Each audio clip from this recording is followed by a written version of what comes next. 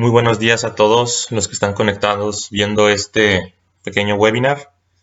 Les quiero agradecer a todos por tomarse el tiempo de poder tomar este pequeño curso, el cual está diseñado para todos ustedes con la finalidad de resolver todas las dudas, mitos que existen acerca de los cursos de calidad de energía, cortocircuito, coordinación de protecciones, arco eléctrico. Todos esos temas que a veces son tabú para muchos o que hay muchas dudas inconclusas, trataremos de resolverlas con este pequeño curso o presentación que tiene la intención de durar más o menos una media hora en lo que doy el curso de corrido, y después de eso estaré disponible para dudas y respuestas a través de una plataforma y de un link que les mandaré por correo, en donde podemos ya interactuar todos juntos en línea. El ponente pues voy a ser yo. Mi nombre es Jaime Romero, soy ingeniero en mecatrónica, y doy un especial agradecimiento al ingeniero Pablo de Yarmi, que es maestro en ciencias de ingeniería mecánica eléctrica. Él es dueño de la empresa Encos, quien distribuye el software Easy Power, por lo que si al final de este curso están interesados en saber un poco más, dejo la liga donde pueden acceder y pues su contacto para poder conocer un poquito más del software, que es de especial ayuda para todo este tipo de estudios eléctricos de la industria. Bueno, pues entonces comencemos. Hay unas pequeñas reglas y sugerencias de este webinar antes de empezar que me gustaría comentar. El material presentado en este webinar es propiedad de la marca Alfa Proyectos y está intencionada con fines educacionales. Si existen dudas, favor de escribirlas en los comentarios y periódicamente se leerán para tratar de responderlas. Se permite promocionar marcas en los comentarios siempre y cuando pues no exista una razón para promocionarla, que no sea nada más que se agarre como un foro de discusión de yo vendo esto, esta marca. No, si surge el tema y sale, bueno, se vale promocionar una marca, dando los motivos de, es que es muy buena por esto y esto y esto, bla, bla, bla, o en un proyecto me salió donde tuve que poner esta marca y la recomiendo mucho, etcétera. Y lógicamente, pues que no se desprestigie ninguna marca, ¿verdad? No se vale decir que una es mejor que otra atacando a aquella marca, ¿verdad? Aquí se trata de llenar este espacio con ideas nuevas, frescas, alternativas, cosas que alguien no ha probado, se vale y para eso es, ¿no? Y por último, pues se recomienda escuchar esta presentación con audífonos y pues que una persona esté en una computadora para poder cada quien escuchar bien, leer bien y al final poder interactuar bien en la sesión de dudas y respuestas. Un poquito de nosotros. Bueno, Alfa Proyectos nació en octubre del 2018. Su sede está aquí en Monterrey y mayormente se dedica a lo que son instalaciones eléctricas, estudios eléctricos y mantenimiento en subestaciones. Por el otro lado, la compañía Encos, en donde está mi compañero Pablo de Yarmi, fue fundada en mayo del 2015 y su sede está en León, Guanajuato. Ellos a lo que se dedican es estudios eléctricos, monitoreo de energía con software Schneider, el Power Monitoring Expert. Seguro ya lo han escuchado. Y pues a vender el software Easy Power, ¿no? Digo, entre otras cosas que nos dedicamos los dos, mayormente estas son nuestras actividades principales.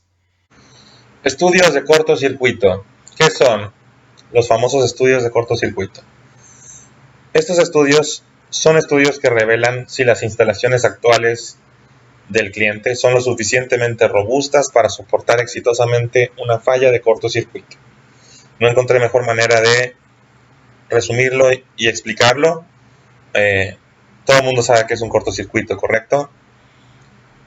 Un cortocircuito es cuando se presenta un camino más corto por el que la corriente puede fluir, un camino no deseado, y entonces cosas indeseables suceden, ¿verdad?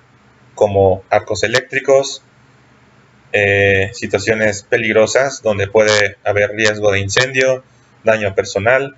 Es muy importante que las instalaciones sean lo suficientemente robustas y estén preparadas para soportar un cortocircuito que muchas veces, yo diría el 90% de las veces, no son ocasionadas por errores humanos.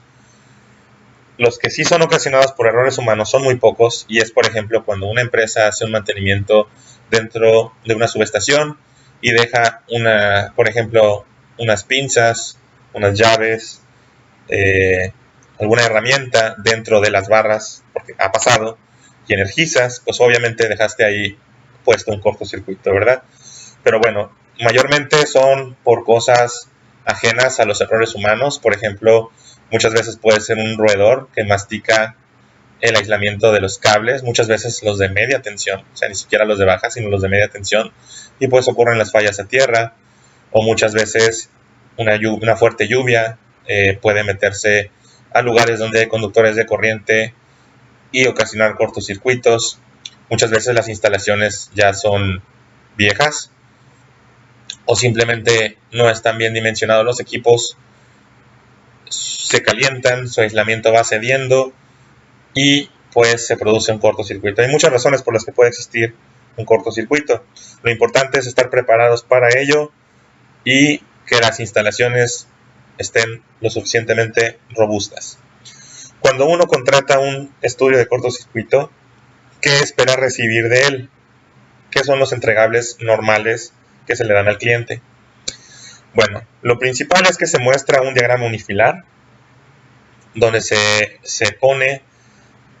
escribe el nivel de corriente que alcanza cada bus, cada tablero, cada cable, cada transformador instalado, su acometida, en todos lados, en caso de existir un cortocircuito, ¿verdad?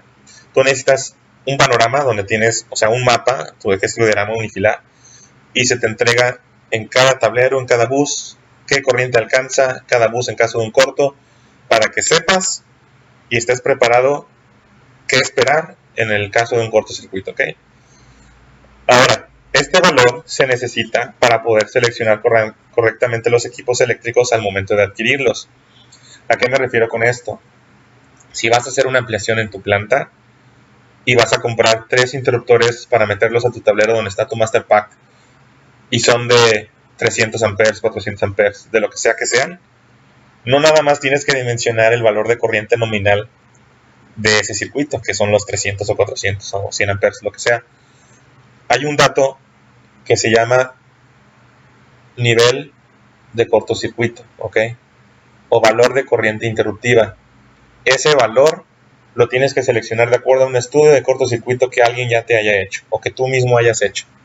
Pero no debes comprar equipos si no sabes qué nivel de corto debe tener, y ahorita te voy a explicar en qué parte de los interruptores tú ves eso. ¿Okay?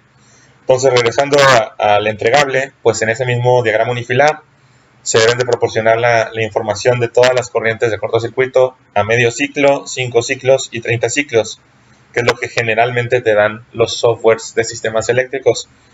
¿Qué quiere decir esto de medio ciclo, 5 ciclos y 30 ciclos? Bueno, al momento preciso en que tú tienes el cortocircuito, medio ciclo después, de hecho aquí tengo un error, un ciclo dura 16 milisegundos, como dice ahí, realmente debe de ser 8 milisegundos, o sea, cuando acaba de ocurrir un cortocircuito, a los 8 milisegundos, ¿qué nivel de corriente tienes? ¿Ok?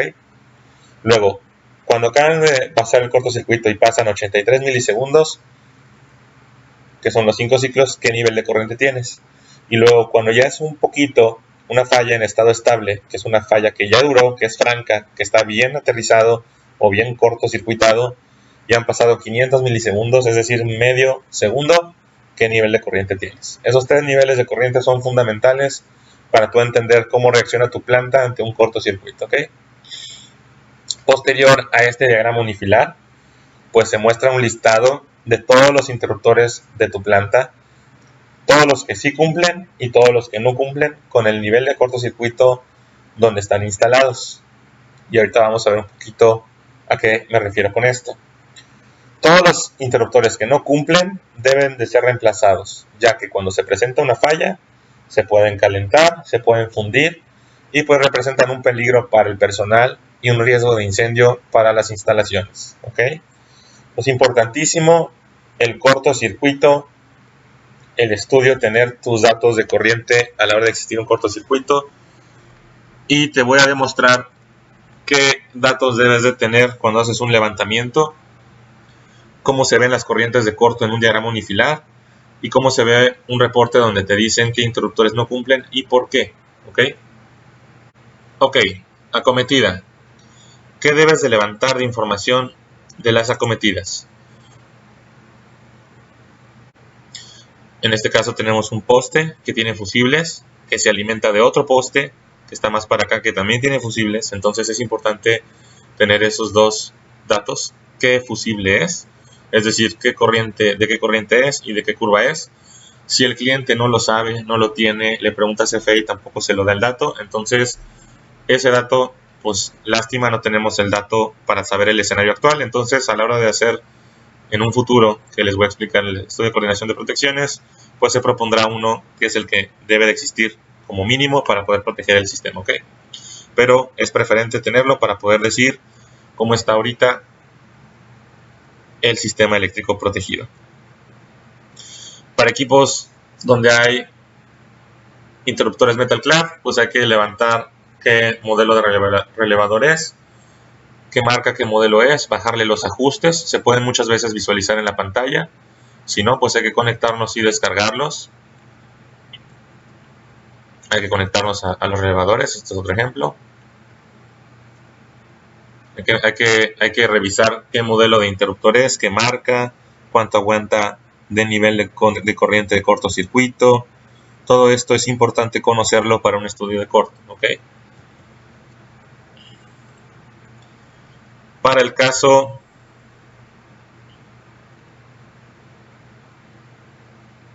de los transformadores principales,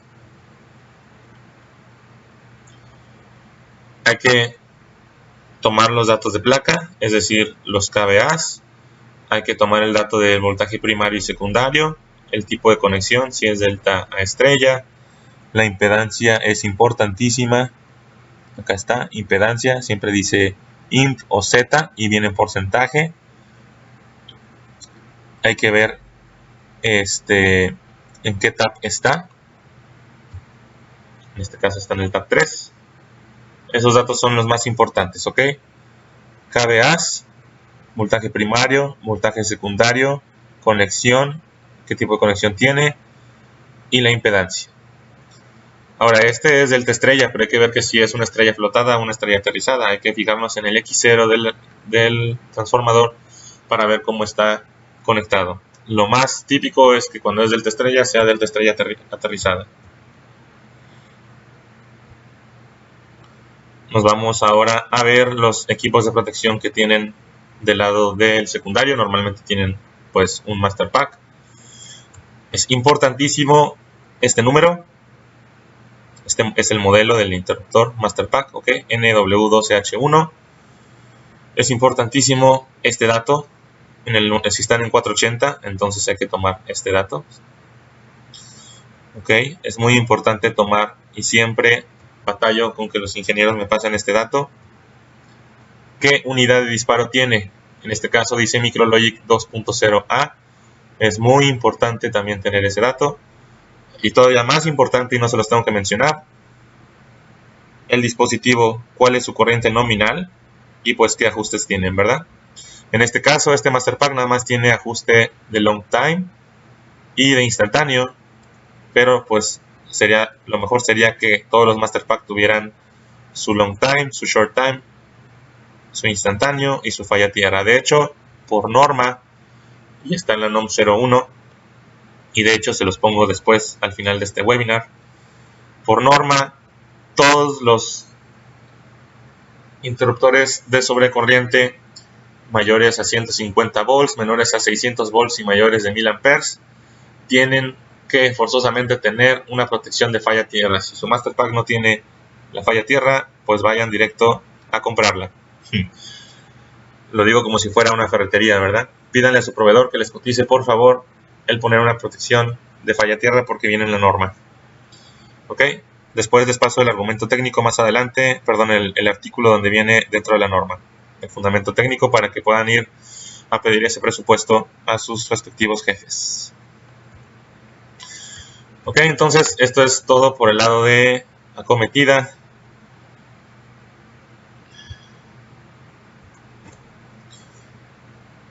interruptores principales o interruptores de este tipo, hay que tomar los datos de la placa.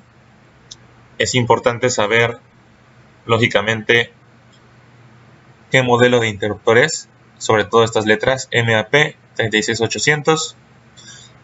Es importante saber que es de 800 amperes. Es importante tomar el dato de si está 480, qué nivel de interrupción tiene ante un cortocircuito, 30, o si este bus es de 220, que es el caso, hay que levantar el dato de 42. Importante, dos cosas. La primera, no confundirse aquí, porque este interruptor puede estar conectado tanto en 600 volts de alterna, como en buses de 480, como en buses de 240 o en buses de 250 de directa. ¿Okay? Este interruptor está diseñado para estar en todos esos lados. Sin embargo, si tú estás haciendo un estudio de cortocircuito y sabes que este interruptor está en un bus de 220, es importante tomar este dato, no confundir, ¿sí? También batallo mucho con eso a la hora de que me pasan la información. La segunda cosa que les quiero mencionar es, hay dos tablas. Esta en kiloamperes y esta también dice kiloamperes. ¿Cuál levanto? Tú vas a levantar la de tu país. En tu país, en tu continente, en tu caso, en toda América, si no me equivoco, estamos con las normas NEMA, UL, CSA. Y aparte, tú te das cuenta por los voltajes nominales que tienes, ¿cuál es? Esta manejan los voltajes que tú conoces normalmente, ¿verdad? 480, 240. Yo creo que raramente te vas a encontrar un bus aquí en México que tenga de 415 volts, ¿correcto? Entonces, esa es otra forma de diferenciarlo. Si te das cuenta, estas son normas JEC, esas son europeas, y esas no las vas a encontrar acá en México, en el sentido de, pues, ¿cuál aplica? Aplica la de las normas NEMA, UL, y pues voltajes que tú tienes en tus instalaciones eléctricas mayormente, ¿no? Para este tipo de interruptores es importante entonces levantar esos datos, y es importante levantar ahorita en qué situación está la protección. En este caso estamos en el mínimo, donde te dice que el mínimo son 4000 amperes, ¿ok?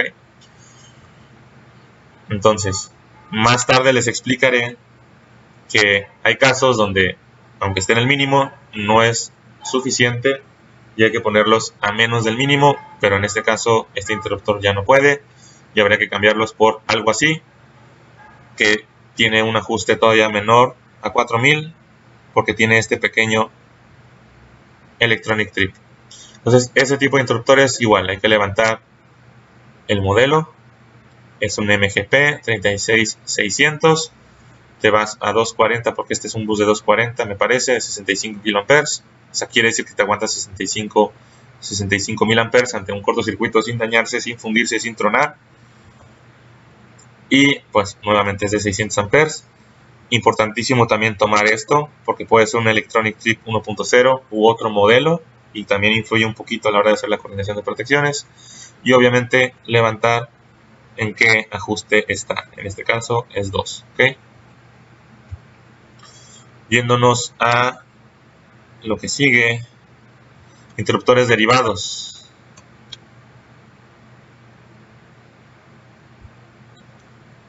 Interruptores derivados, no importa qué pastilla sea, sean de las NQ chiquitas, de Schneider, perdón, de Square D, o sean EDBs, o sean FAs, o sean lo que sean, hay que levantar lo mismo. Hay que levantar el modelo, EDB 34015, hay que levantar, este es de 480, hay que levantar que es de 18 kiloamperes. Y pues este ya no tiene un ajuste instantáneo que tú le puedas programar, entonces este ya de cajón en los sistemas, en los softwares ya viene precargado su instantáneo. O este otro caso hay que levantar que es un HDA 36070, que es de 18 kiloamperes para caso de 480, de 70 amperes, y este pues no tiene un ajuste programable. ¿Okay? Caso transformadores secos, pues hay que levantar lo mismo que en un transformador normal, es la placa de datos. Hay que levantar voltaje primario, voltaje secundario, hay que levantar la impedancia, conexión, y me parece que es todo. ¿ok? Perdón, y KVAs, ¿ok? Es lo que hay que levantar de información. Y por último, equipo de compensación reactiva, en este caso bancos de capacitores. Pues los bancos de capacitores pueden ser de baja tensión, como este. No estoy promocionando ninguna marca, pero pues en este caso salió que es de 50 kVA, 480 volts, 60 amperes. Estos datos hay que levantarlos, importantísimo. ¿Cuántos kVA y qué voltaje, de qué voltaje es? A veces nos tocan bancos de capacitores tipo poste. Aquí habría que preguntarle al cliente pues qué tiene de información en la carpeta o en alguna libranza, pues tratar de checar la placa de datos. De aquí de igual forma es un banco de capacitores tipo subestación. Hay que levantar el dato de la placa de datos del capacitor. 400 kVA, 9960 volts es lo que nos interesa. Y lógicamente pues contar cuántos capacitores son para saber cuántos reactivos son en total, ¿correcto? Y eso es todo lo que tiene que ver con el levantamiento de información para un estudio de cortocircuito. Estos son algunos ejemplos de entregables a la hora de hacer un estudio de cortocircuito. Normalmente lo que se le da al cliente es pues un diagrama unifilar donde ya lo diste de alta en tu sistema, en tu software de sistemas eléctricos de potencia. Un diagrama unifilar con las corrientes de falla cuando son fallas monofásicas y cuando son fallas trifásicas. Cuando hay un cortocircuito, puede ser monofásico, puede ser bifásico, puede ser bifásico a tierra, puede ser trifásico o puede ser trifásico a tierra. Sin embargo, yo me he encontrado que las corrientes más críticas están tanto en el monofásico como en el trifásico. Por eso es que yo siempre entrego principalmente estos dos casos de corrientes de cortocircuito. Como les dije anteriormente, también se hace un reporte de los interruptores que cumplen y que no cumplen su nivel de corriente interruptiva que deben de cumplir. A la hora de realizar un estudio de cortocircuito en nuestro software de sistemas eléctricos de potencia preferido, pues hay que asegurarnos que hayamos dado de alta todos los parámetros de forma correcta. A todos los ingenieros de planta que están viendo este video, cuando los proveedores te piden el nivel de cortocircuito del suministrador eléctrico, en este caso CFE, no lo hacen por gorrosos, lo hacen porque se necesita. Es un parámetro importante, ya que a la hora de existir un cortocircuito, la fuente de alimentación o de voltaje aporta cierta cantidad de corriente y se debe de tomar en cuenta. De hecho, en esta parte es donde se da de alta qué nivel de cortocircuito tienes. Pues como este es un ejemplo, yo le puse que tienes 3000 amperes en un corto trifásico y 1200 amperes en un corto monofásico. Pero es importante pedirle al cliente que lo solicite a CFE, porque sí te puede hacer la diferencia entre si un interruptor cumple o no cumple, nada más por esos 1000 o 2000 amperes de diferencia, al ponerlos o no ponerlos, sí te puede hacer diferencia. Si CFE no los pasa, si no los tiene el cliente, si al final de cuentas se complica, pues habrá que simularle un nivel de cortocircuito que ustedes crean de acuerdo a estadísticas en esa zona o algo similar. Pues un nivel de cortocircuito que ustedes crean prudente simular, pero no lo dejen nunca en blanco, ¿ok? Pueden verse un poquito conservadores, a lo mejor, pero es preferible eso a no tomar ni siquiera en cuenta ese parámetro, ¿ok? Entonces, en un estudio de cortocircuito se da de alta la instalación eléctrica, donde se pone el transformador, cuántos kVA tiene, voltaje primario, voltaje secundario, impedancia, conexión delta estrella, el nivel de corto de CFE, ya lo vimos, el equipo que está en el lado de media tensión protegiendo, lo que hay en baja tensión. Y en los equipos, pues a la hora de darlos de alta, aparte de poner qué modelo es, qué marca es, qué unidad de disparo tiene, etcétera, se coloca el nivel que les dije que se había que tomar de placa de datos, se coloca en el software, de tal forma que cuando ya haces tu corrida de cortocircuito, en donde te digo que hay que simular las fallas a medio ciclo, 5 ciclos, 30 ciclos, y en este caso estoy simulando una falla monofásica, line to ground, pues aquí se pueden ver todas las corrientes en cada bus, en cada tablero, que existen a la hora de haber un cortocircuito. En este caso, como les dije, en una falla monofásica CFE aportaba 1200 amperes, aquí se ven reflejados. Y esta corriente es la de medio ciclo, 5 ciclos, 30 ciclos. Lógicamente, al haber un cortocircuito, la corriente que se presenta no es simétrica, es asimétrica. Entonces, por lo tanto, en el primer medio ciclo la corriente tiende a ser mucho mayor que cuando ya pasó un poquito de tiempo. Por eso es que aquí se ve esta corriente un poquito mayor. Y es importante que se habilite la opción de que se vea eso para que el cliente esté enterado hasta cuánto llega su corriente de cortocircuito. Y si se dan cuenta, a la hora de correr este estudio, pues nos podemos dar cuenta que ciertos interruptores no cumplen con el nivel de cortocircuito. ¿Por qué? Bueno, pues no cumplen porque lo que tienen instalado en la planta es un interruptor que es para 18 kiloamperes y tú tienes que tu nivel de cortocircuito es de 26 y de 21. Por lo cual, lógicamente, si hay un cortocircuito aquí abajo de este interruptor, toda la corriente que va a fluir hacia acá es de un nivel de 26.000 amperes, 21.000 amperes. Y pues si tu interruptor aguanta 18.000 amperes, no va a resistir, se va a fundir, se va a calentar, va a tronar y puede ser un riesgo de incendio y de seguridad para el personal, ¿ok? Entonces es importante saber qué interruptores no cumplen y poder pues tomar cartas en el asunto de reemplazarlos. Entonces en los entregables pues debe de haber un pequeño diagrama. En este caso este es el diagrama unifilar de esta planta. Es bastante grande, ¿verdad? Tiene muchos buses, tiene plantas de emergencia, ¿sí? Y si vemos, por ejemplo,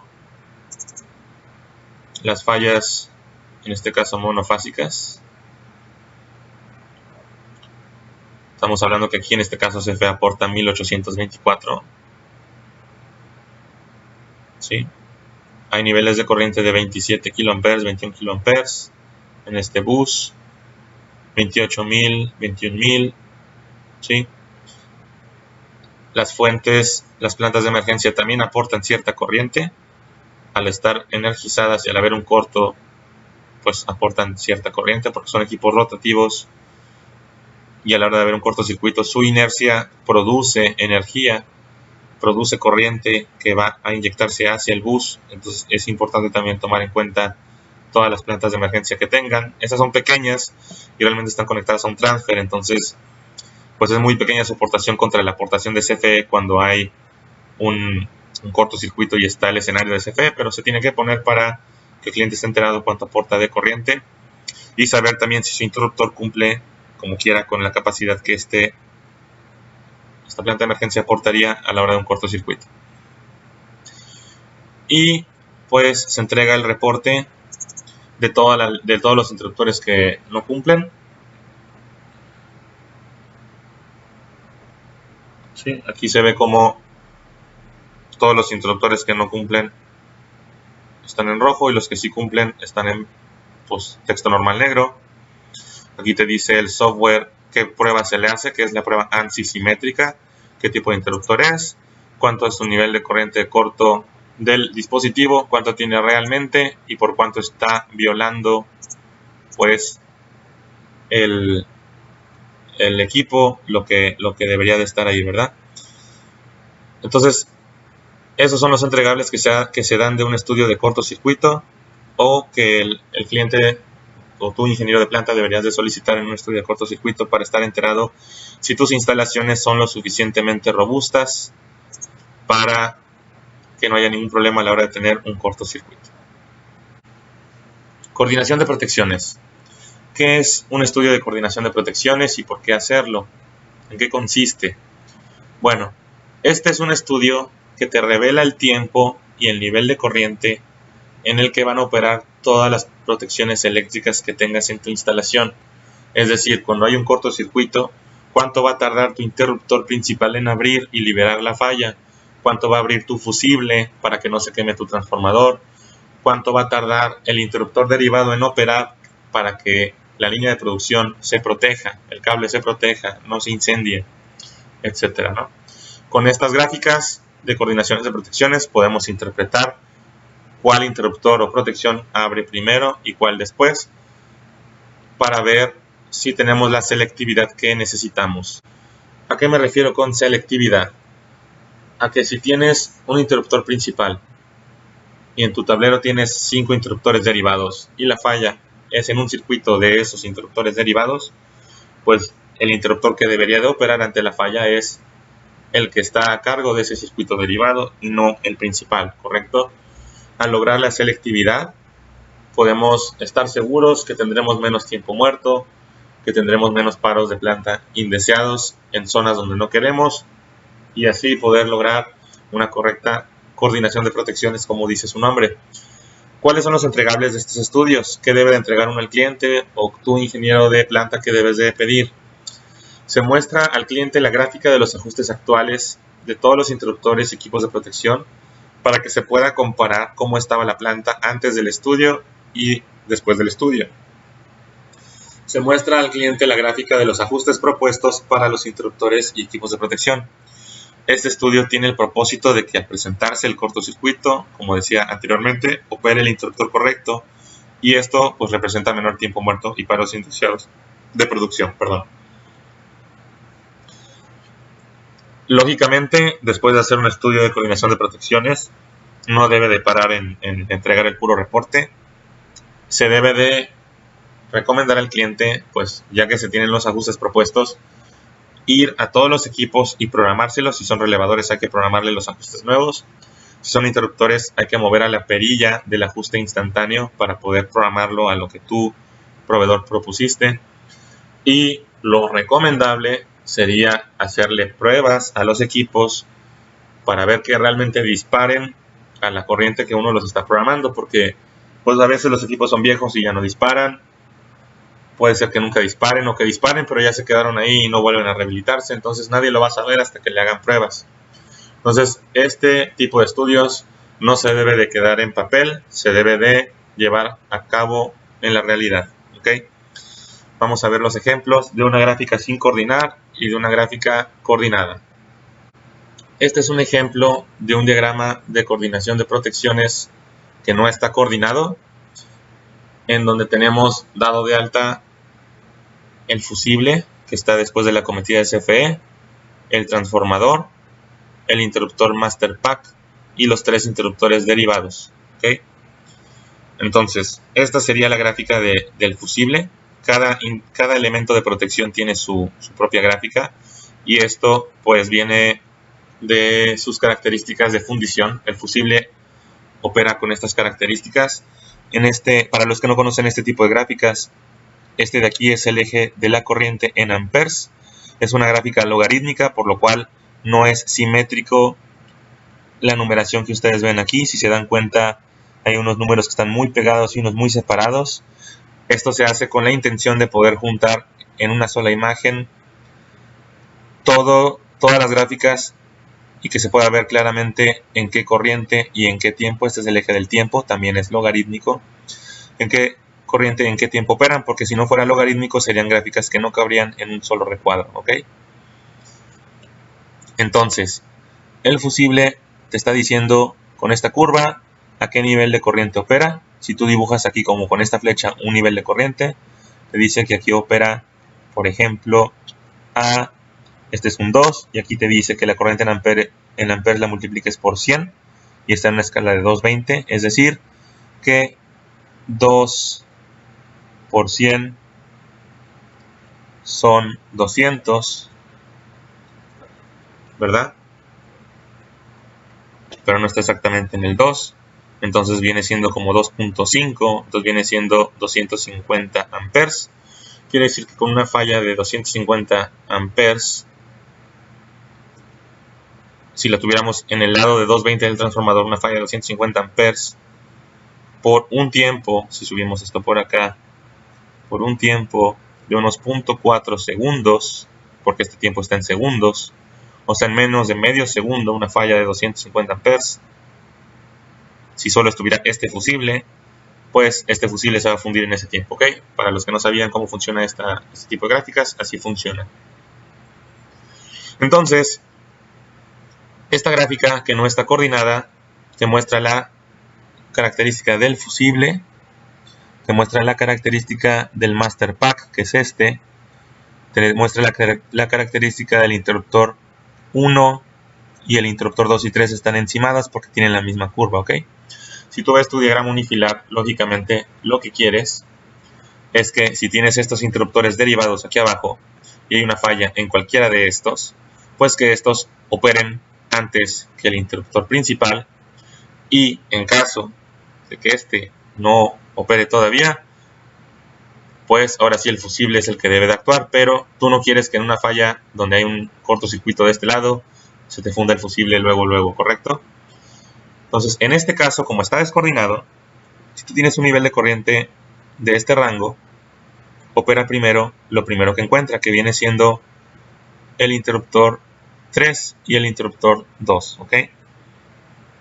Después seguiría que abre el interruptor master pack y te das cuenta cómo el interruptor 1 está a la derecha. Quiere decir que primero se va a topar con el interruptor master pack antes que con el derivado. Quiere decir que si tú tienes una falla en el interruptor 1, este ajuste que tiene este interruptor es mayor al que tiene el master pack, por lo tanto este está ahorita un poquito más sensible que este, por lo tanto si hay un cortocircuito aquí, en vez de abrir este primero y liberar la falla y no interrumpir producción en todo esto, una falla aquí, te va a abrir aquí y te va a botar todo esto, lo cual es indeseable, ¿ok? Ahora sí, procedemos a coordinar. Esta es una gráfica ya coordinada, en donde tienes tu interruptor 2 y 3 donde estaban, ahí no tuvimos que mover nada. El interruptor 1 lo pusimos antes que el master pack, eso quiere decir que ahora sí va a abrir antes que el master pack, y lógicamente el master pack abre antes que el fusible. Si se dan cuenta, se movió el ajuste de long time, de short time y de instantáneo del master pack para que coincidiera muy parecido con la curva de daño del transformador, ¿sí? Como la sigue muy bien.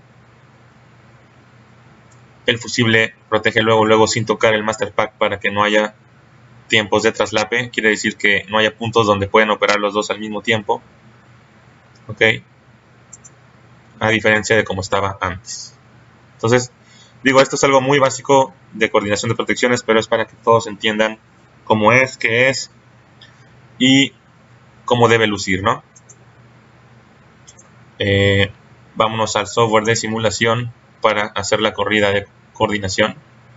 Lo que se hizo fue, para poder coordinar este interruptor con el master pack, se propuso cambiar este modelo por uno que tuviera Electronic Trip 1.0. Es el mismo caso de los interruptores que les mencionaba anteriormente, donde este te da un ajuste mínimo de hasta 4000 amperes y este te da un rango más flexible en el cual lo puedes poner a menos de 4000 amperes, además de que en el software te dice que la curva de operación es un poquito más delgada y es un poquito más dúctil y fácil de maniobrar. Entonces aquí logramos poner el master pack un poquito más a la izquierda, librando obviamente la curva de daño del transformador, y después el interruptor 1. Entonces aquí lo que se tuvo que hacer fue cambiar de modelo por uno que tuviera Electronic Trip.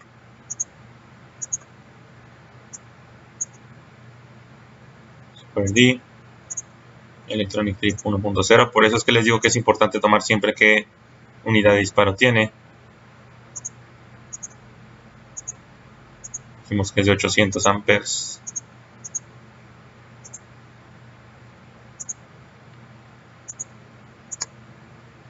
Y entonces uno lo puede coordinar pues a lo que usted necesite, ¿verdad? En este caso lo pusimos a 4800, pudo haber sido un poco menos, dependiendo de la necesidad del siguiente interruptor. Este lo pudimos bajar un poco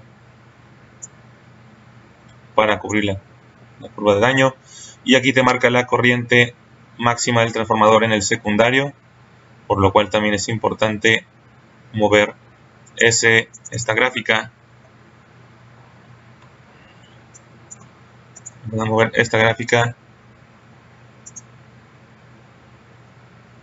para que no deje operar el transformador a más de su nominal.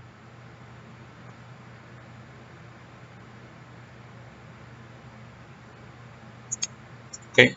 Aquí ya no permite más de 1280 amperes. Esta todavía hay que moverla un poquito.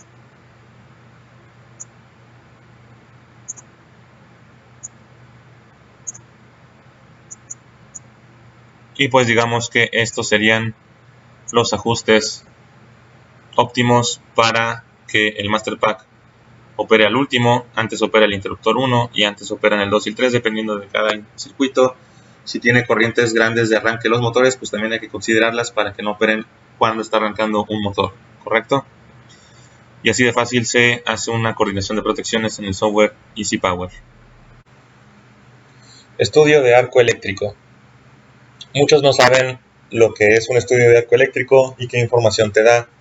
Muchos solo se quedan hasta la coordinación de protecciones, pero no saben que el estudio de arco eléctrico es necesario de acuerdo a la norma NOM 01 y más al rato les paso el artículo exacto donde lo dice. Este estudio permite conocer la energía calorífica liberada al momento de existir un arco eléctrico por un cortocircuito. Como ya vimos hace rato, un cortocircuito puede provocarse por muchas causas diferentes y puede existir un arco eléctrico a la hora de haber un cortocircuito. Un flamazo, un chispazo o un arco eléctrico muy grande, dependiendo de la situación del cortocircuito. Después de haber realizado el estudio de cortocircuito y de coordinación de protecciones, tú puedes hacer el estudio de arco eléctrico, pero tiene que seguir ese orden forzosamente. Esto es por una sencilla razón. Este estudio te arroja la energía en calorías que se va a liberar al momento de existir un cortocircuito. Entonces, ¿cómo sabemos cuánta energía es? Acuérdense que la energía depende de la potencia y depende del tiempo que estuvo liberándose. Por lo tanto, cuando hiciste el estudio de cortocircuito, sabes la potencia de cortocircuito porque sabes la corriente que existe a la hora de existir un cortocircuito. Y sabes por cuánto tiempo va a existir ese cortocircuito porque hiciste una coordinación de protecciones en donde tú definiste con tus gráficas el tiempo en que va a operar cada equipo. Entonces, juntando la potencia de cortocircuito y el tiempo que va a tardar un equipo en operar, te da la cantidad de energía que se va a liberar si existe un arco eléctrico. Por eso es forzoso ese orden y por eso estos tres estudios son complementarios. Los resultados de un estudio de arco eléctrico son una etiqueta en donde te dice la siguiente información: la distancia a la que existirá un arco eléctrico de cualquier parte viva de un tablero, a qué distancia va a existir un arco eléctrico si es que existe. Las calorías por centímetro cuadrado que va a liberar ese arco eléctrico. La distancia de trabajo segura para que el personal no sufra quemaduras si está trabajando en ese equipo de manera energizada. El equipo de protección personal mínimo que se requiere para trabajar en ese tablero energizado para que el personal no sufra quemaduras. Y las etiquetas pues se deben de pegar en un lugar visible del tablero para que el personal de mantenimiento o el proveedor que vaya a intervenir el equipo pueda leerlo antes de destaparlo y prepararse con su traje Arc Flash. Vamos a ver un ejemplo de una etiqueta de arco eléctrico. Muchos de ustedes ya las conocen. Este es un ejemplo de una etiqueta Arc Flash en donde te debe de decir la información que te mencioné hace rato. Te debe de decir el nombre del tablero en donde estás a punto de trabajar. Te debe de decir de dónde se alimenta para que sepas tú en caso de una falla externa a lo que estás haciendo, pues qué interruptor debería de operar si hay una falla, o si no, pues que puedas ir a él y activarlo. Te dice la distancia de peligro de el arco eléctrico, en este caso está en pies y pulgadas, lo puedes poner en metros. Te da las calorías por centímetro cuadrado a cierta distancia estándar para que sepas cuánta energía te va a liberar un arco eléctrico al existir un cortocircuito.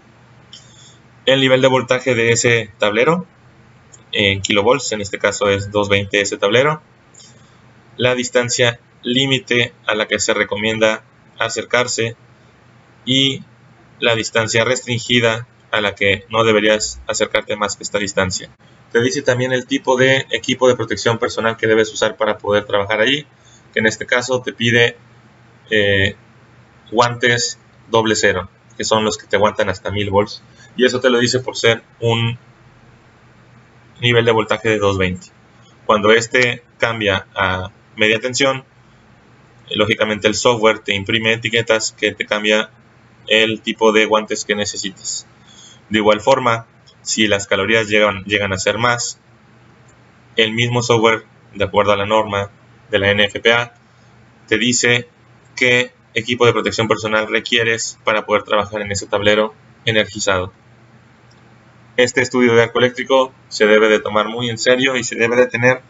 La mayoría de las aseguradoras lo piden y no se debe de menospreciar la valiosa información que se da con estos estudios, porque el proveedor puede estar enterado qué tipo de traje necesita. Yo en mi caso particular siempre cargo un traje de 20 calorías porque no me ha tocado plantas donde se necesite algo mayor.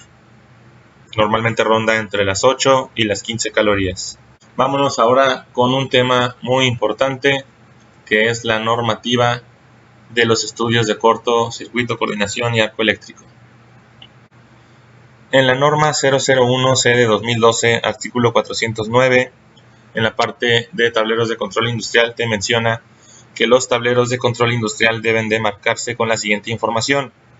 Obviamente te pide datos básicos como el nombre del fabricante, la marca, la tensión de alimentación, número de fases, frecuencia, etcétera, como cualquier placa de datos de cualquier tablero, pero también te pide el valor nominal de corriente de cortocircuito utilizando un método aprobado. Es decir, un software que te simule sistemas eléctricos de potencia es un método aprobado. Todos los tableros deberían de tener este nivel de corriente, ¿ok? Por eso aquí, pues ya con este artículo se puede argumentar que es obligatorio y normativo que tengas un estudio de cortocircuito en tu planta. También el artículo 110, en su apartado 16, te dice que deben de existir señales de advertencia contra arco eléctrico. Deben de estar marcados en campo para advertir al personal calificado del peligro potencial de arco eléctrico. Es decir, se deben de hacer estudios de arco eléctrico para poder señalar qué tipo de equipo de protección necesario se tiene que poner para poder intervenir un tablero energizado. Aquí te dice que los equipos eléctricos tales como los tableros de distribución y de control industrial, todos deben de estar marcados con esta información. El artículo 230-95 te menciona lo que te comentaba hace rato. Debe de existir una protección de falla tierra para lugares donde haya más de 150 volts, no superen los 600 volts y sean más de 1000 amperes. Es decir, la protección de falla tierra es obligatoria. Si no la tienes, tienes que instalarla. Se debe de probar el funcionamiento del sistema de protección contra fallas a tierra y se debe de hacer un informe escrito de esta prueba. Es decir, cuando hagas tu mantenimiento de la subestación o tú que eres proveedor y haces mantenimientos, ofrécela de una vez en tu cotización porque es normativa. Deben de hacerse pruebas a los equipos que tengan protección de falla a tierra. Te menciona que el estudio de coordinación de protecciones es opcional, porque te dice la norma en el 240.12 que se permite un sistema de coordinación basado en las dos condiciones siguientes: coordinación de protecciones contra cortocircuito. El problema es que ya te mencioné hace rato que el estudio de arco eléctrico es necesario, entonces para poder elaborar el estudio de arco eléctrico necesitas el estudio de coordinación de protecciones, por lo que pues se vuelve normativo y obligatorio hacer estos tres estudios. Recomendaciones generales. Se recomienda hacer estos estudios, tanto el de calidad de energía como el de cortocircuito, coordinación y arco eléctrico, al menos una vez al año por las siguientes razones. El nivel de cortocircuito de la cometida puede variar durante varias veces en el año, ya que CFE está en constante cambio en sus circuitos y líneas de distribución. Las instalaciones eléctricas dentro de la planta suelen modificarse varias veces en el año, dependiendo de los requerimientos de producción y de proyectos de remodelación o de reubicación que sufra la planta. Entonces, si tu diagrama unifilar ya no está representando lo que tienes actualmente instalado, es momento de hacer un estudio de cortocircuito, coordinación de protecciones y arco eléctrico. Si tienes un factor de potencia bajo, si tienes problemas en equipos o si quieres conocer el perfil de demanda de tu transformador, pues es momento de hacer un estudio de calidad de energía para poder conocer todos esos datos. Les agradezco muchísimo la atención prestada en este webinar. Espero no haya sido para nada aburrido y te haya dado algunos datos que no conocías. Muchas gracias de nuevo a Encos por el apoyo con el software Easy Power. Y aquí les dejo algunos links de interés, como lo es la página de Encos. Y ustedes pueden bajar una demostración, un demo del software Easy Power en esa página, encos.mx/Easy Power. Así como platicar con mi compañero Pablo acerca del costo del software y de algunas pruebas a las que yo también puedo asistir para demostrarles el software, cómo funciona, cuál es la capacidad completa, porque en este webinar no lo vimos de manera detallada. Y bueno, procedemos ahora sí a ir a la plataforma en donde los estaré esperando en línea para poder resolver todas sus dudas de manera presencial, esperando aclararles un poco más el panorama si quedaron dudas. Muchas gracias.